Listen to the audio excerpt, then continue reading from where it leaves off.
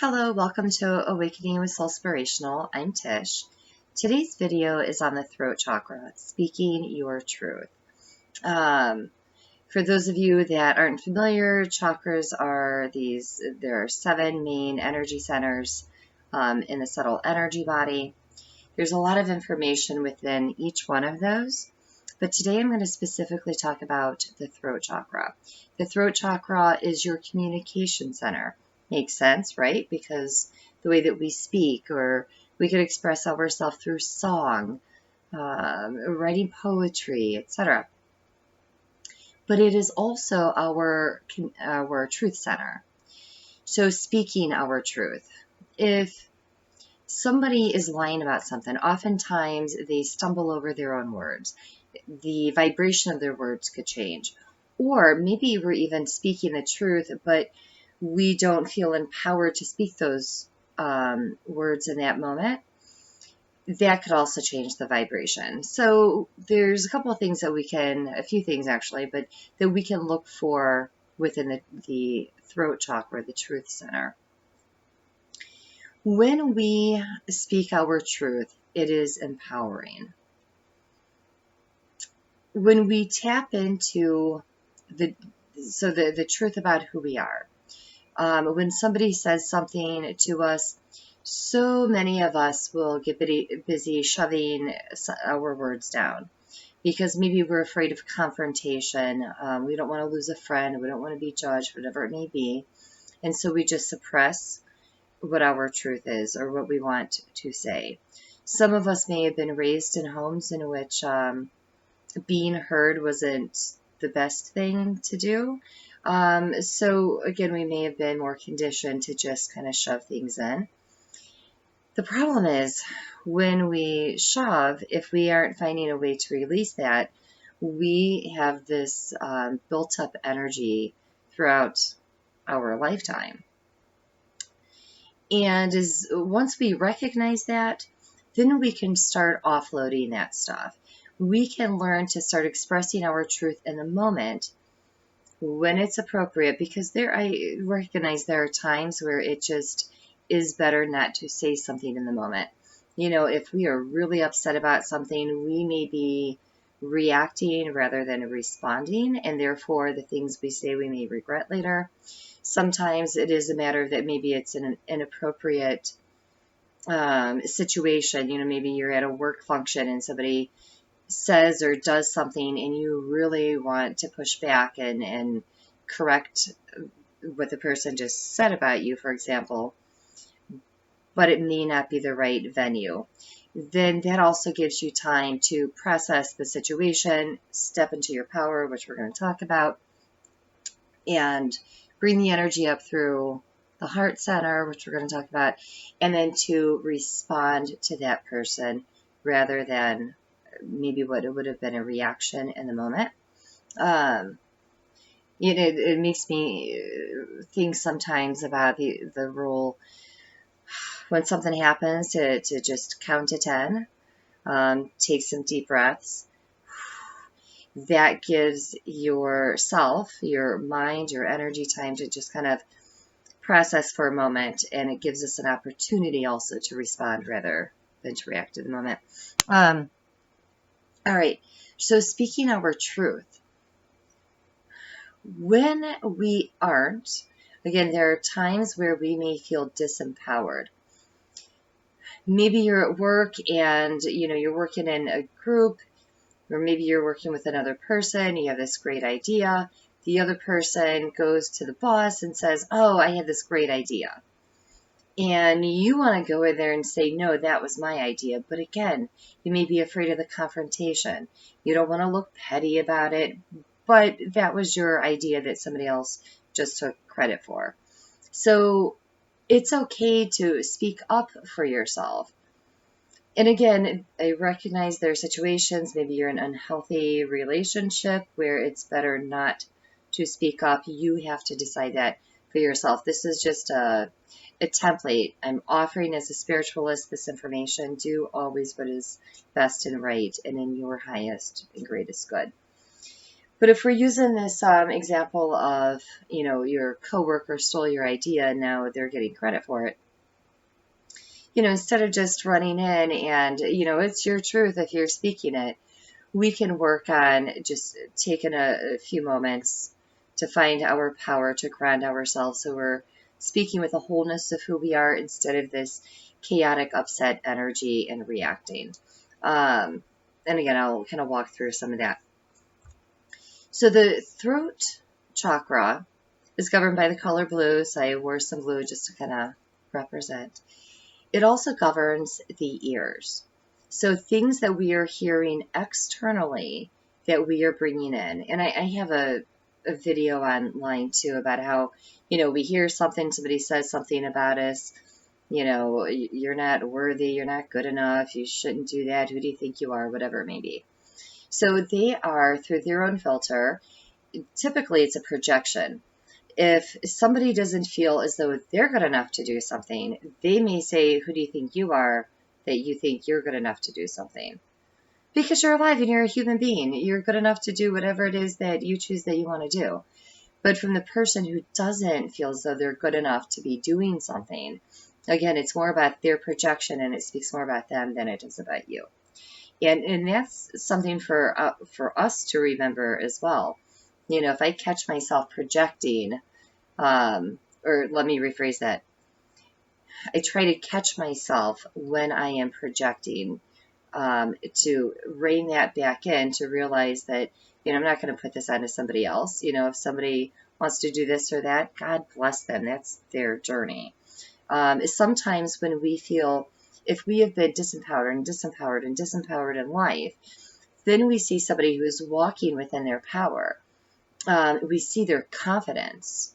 We may want to attack that person, tear that person down, verbally, because, I feel so small and why do they feel so large? Where it's our hurt that is rising up, that is being projected outward. The truth of the matter is, I think everybody, oh my goodness, what a better world we would live in if people would stand in the confidence, the truth of who they are.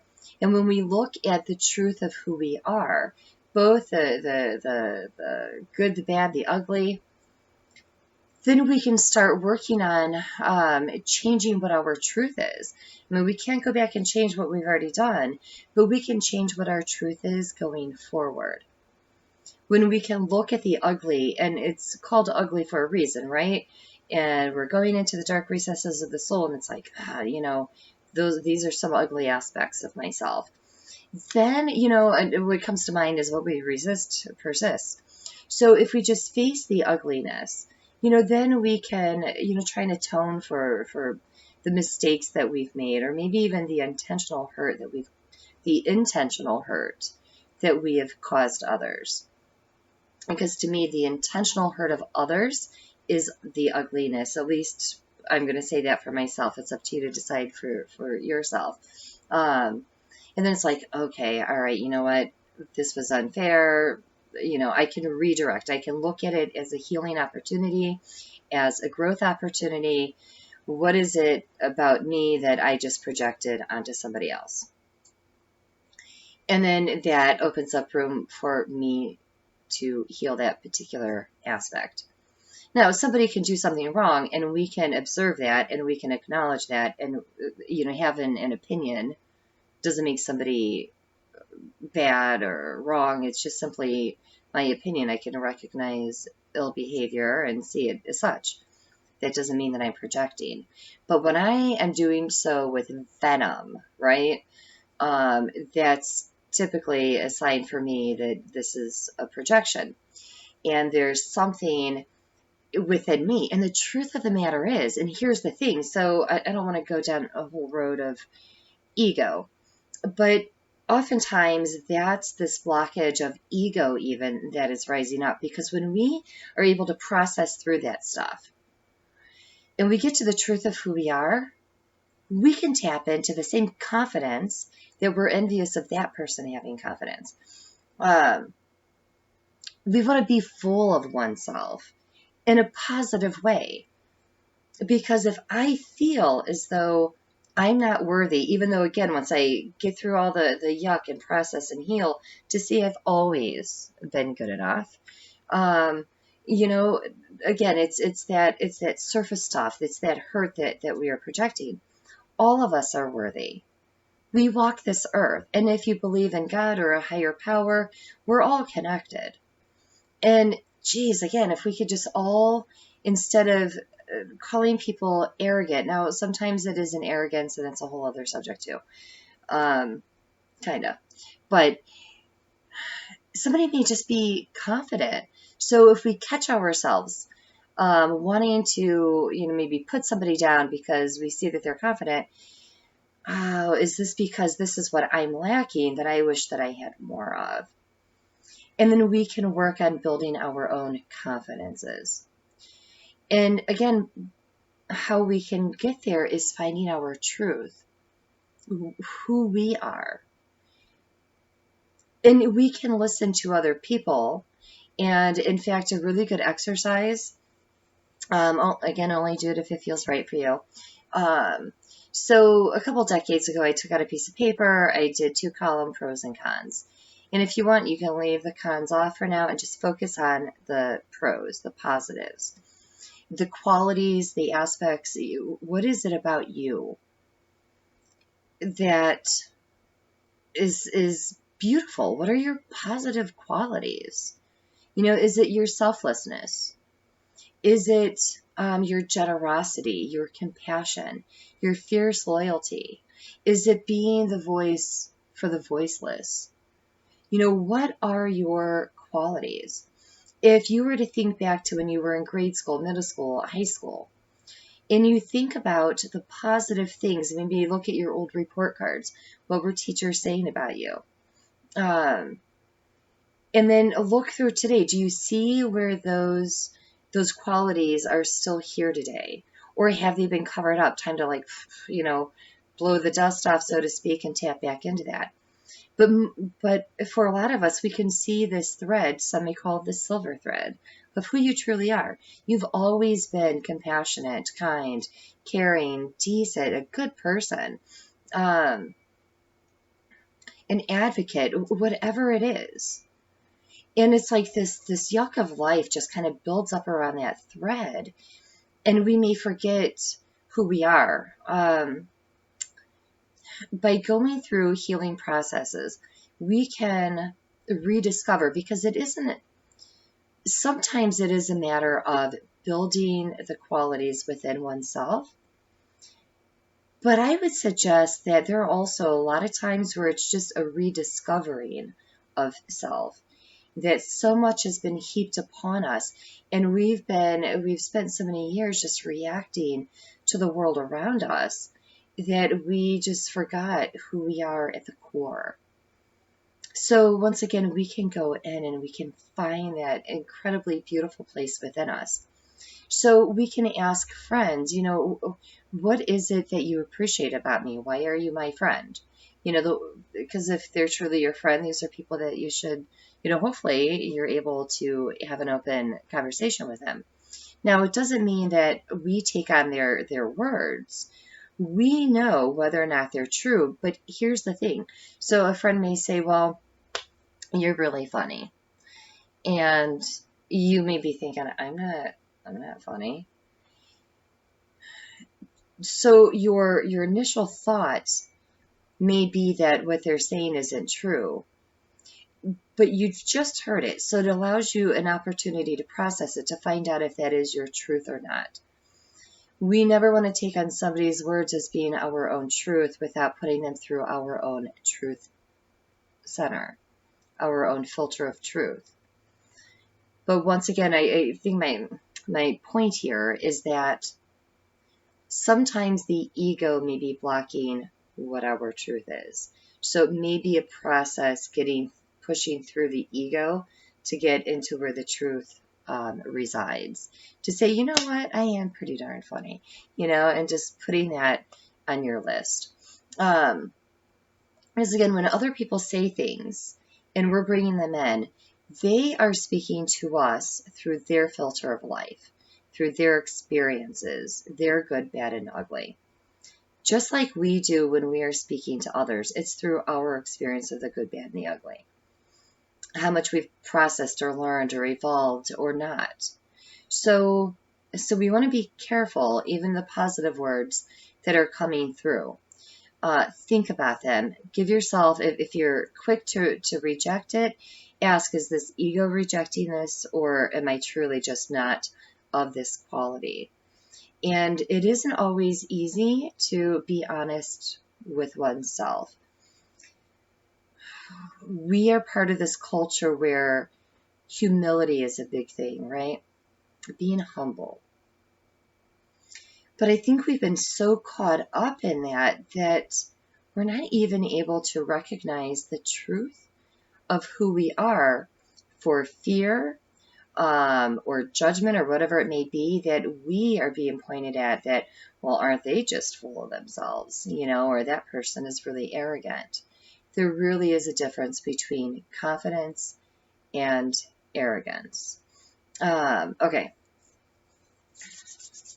So we want to be careful about the words that are running around in the mind, words that we hear, again, governed by the throat, the ears, what we are saying to ourselves, so communicating to ourselves, and what we have brought into others, to start cleansing and releasing that energy, because it isn't ours, especially when it's coming from other people.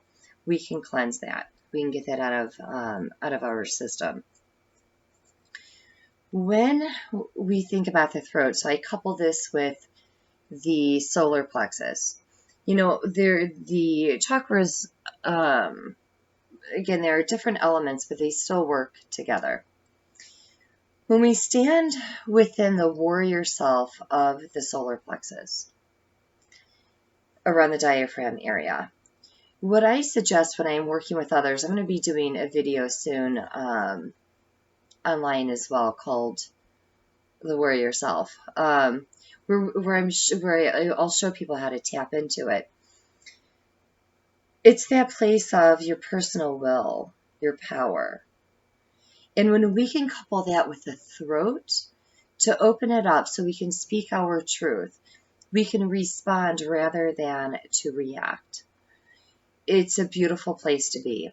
And what we can do is, as we are bringing it up from the solar plexus, we can tap into the root by standing straight and tall, feeling our feet to the earth,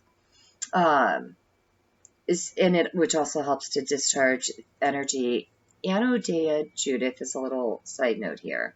Anodea Judith wrote a book, Eastern Body, Western Mind. And I've seen online she's doing other work as well, talking about the discharging of this energy.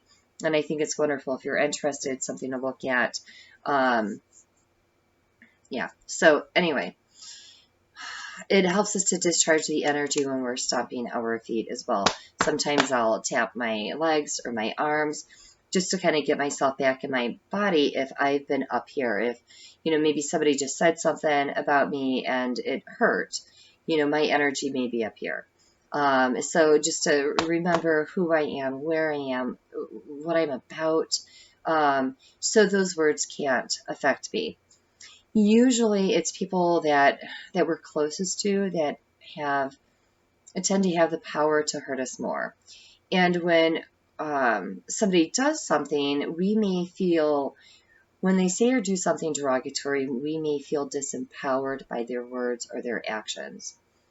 We can choose to step back into our own power, especially if we know that it isn't true. To step back within the power, step into the warrior self, WARRIOR, the warrior self of the solar plexus. And then it makes it helps, I think, at least for me it has, to push that out. So as we're working on this, when we go back to the example of being at work, if you feel as though, I want to speak to the boss and let her or him know that, that really was my idea, you step into your strength, your power, stand tall and strong, again, with the spine straight, the shoulders back, the chin up, the eyes forward. Use the power of the solar plexus. Let it rise up through the heart center. So this place of kindness, compassion, love. Let the energy of the heart chakra to rise up within your mouth before you speak the words. So that way, when you express to your boss that, hey, you know what, this great idea is something that I came up with, and I don't want to do any harm to my coworker, but I think it's important for the truth to be told. So whatever that means to you guys, or however you want to work it, just kind of throwing it out there as an example. But where you can speak your truth.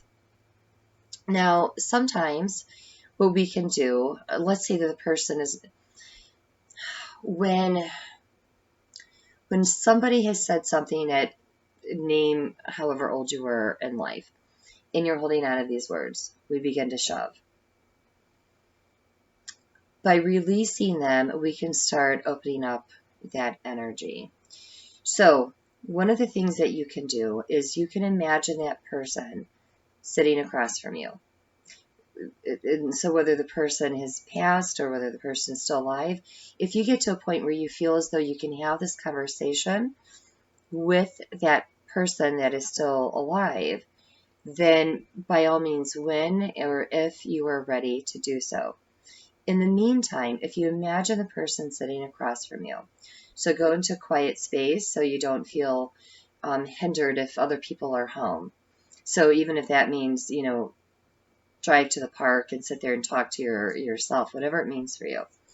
And imagine the person sitting across from you and open up your throat and speak those words to that person as if they were sitting there. Now, we can also do this within the mind, but I have found it carries more weight, or more I can shift it more if I'm literally verbalizing it. So it's not just of the mind, it is also within the truth center. This is how I felt, or this was my experience, whatever it may be, in getting the truth out. Here's the other thing. When we are having conversation with this person that we're imagining sitting across from us, we may find that just by being able to speak our truth finally, after all these years, we may realize, maybe we had a role in the situation after all. Maybe not.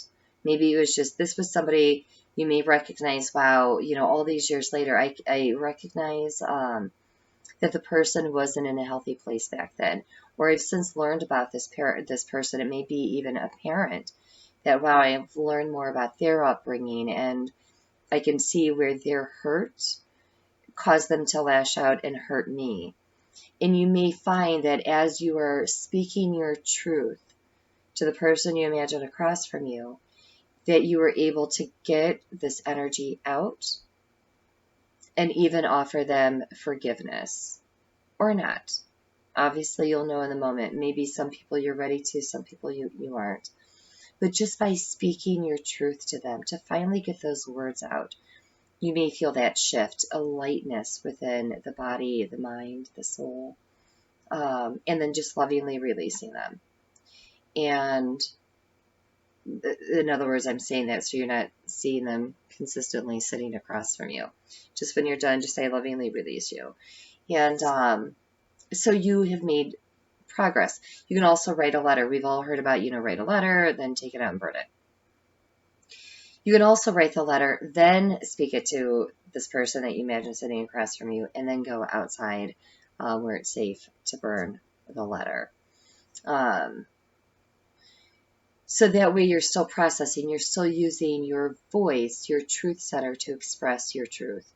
You can also do some breathing exercises. I would suggest try the open communication as far as opening your throat and speaking your truth to the person that you imagine sitting across from you. And then when you're done, do a cleansing of it. So wherever you may have felt the energy. So if you were to bring up a situation, you've discussed it, even if it's imaginary, but physically, verbally, to this imaginary person, the person you imagine here. Scan your body. Where do you think you've been holding on to this energy? Is it guttural? Is it in the heart? Maybe the burdens that somebody placed upon your shoulders with their words? what you can do is breathe in. Just use your breath. I like to suggest people take a nice deep belly breath, build the energy for like 2 seconds. So hold for 2 seconds and then just push that energy out and release it. So if you've been storing it in the solar plexus, just breathe in and then set the intention. I'm lovingly releasing it. No longer serves me. Just going to send it out and down into the earth.